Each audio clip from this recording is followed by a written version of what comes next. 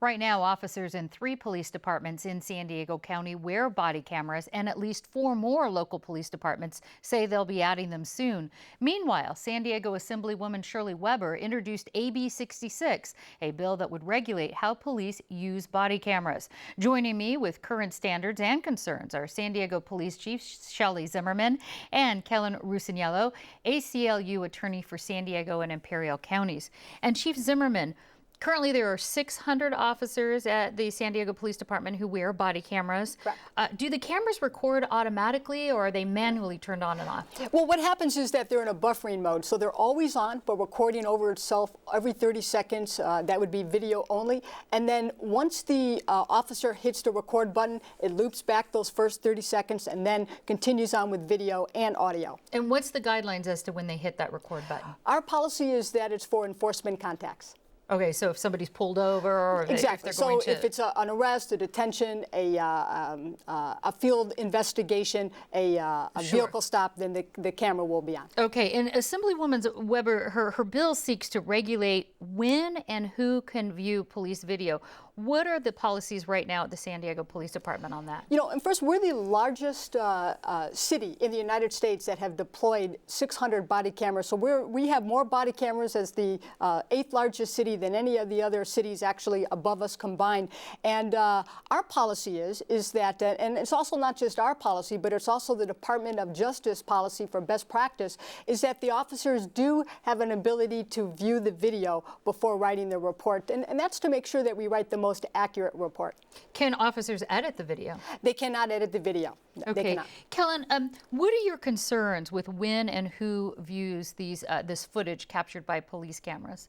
Sure. The concerns about an officer being able to review the video of an incident that they're involved in, maybe a critical incident like an officer-involved shooting, is we want to make sure that we're getting accurate accounts of what happened, that it's being that we're holding the people accountable for their actions, and that it's being portrayed as fair. So accuracy, a person that reviews their video likely will latch onto things that they see in the video and forget things that they would have remembered if they had wrote the report beforehand. And we want to make sure that we include that evidence as part of it as well. We also want to make sure that this is, we're being holding people accountable. So if somebody watches a video before they write their statement, they have the opportunity to change their story to match the video. And that's something that we want to avoid. You're talking police officers here. Exactly. So police officer, they might say, if they know that they're not going to have the chance to avoid it, or not have the chance to watch the video before, they have the incentive to write down everything exactly as they remember it as it happened. Otherwise, they would be able to watch the video and kind of match their facts. And what about for the people in the video, the defendants? Why would it be an issue there?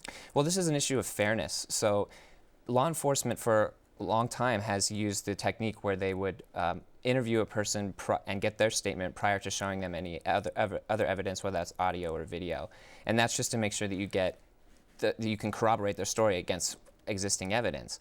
This would allow the officer special treatment and would portray unfairness for the general public to not be able to view the video, whereas police officers do. Let me ask the chief about that. So if you're arrested, can you see your video? You know, first of all, I disagree with Kellen here, is that it's critically important that our officers have the ability to view the video before that they write their reports. You know, we've embraced this technology, and it's all about doing our jobs better. Early in my career, I've been on them more than 30 years, we didn't necessarily have a tape recorder, and now, you know, you can have a tape recorder where you can get the most accurate statement of an individual. And so this technology of body-worn cameras just assists us to do our job better.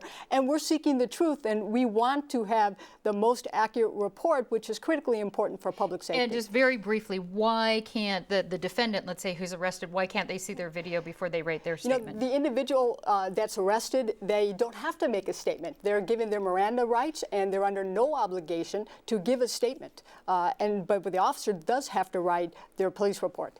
Okay. And let me ask you this, Kellen. What regulations or policy, in light of this bill on the table here, would you like to see change as far as how viewing or how this footage is used?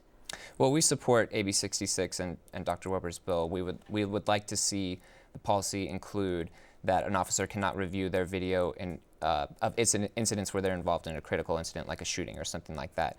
they should be able to review after they submit their initial written report, and maybe file an amended report after they see the video. I see. And we may have one quick answer for you on this one. How are you evaluating the results of this so far? You know, we did our first analysis on it, and it's been very favorable. Our complaints are down. Our allegations are down, contained within those complaints, and our use of force is also down. And so very favorable early analysis of this, and continue with this program. All right, Police Chief Shelley Zimmerman and Kellen Rusiniello, thank you so much. Thank you.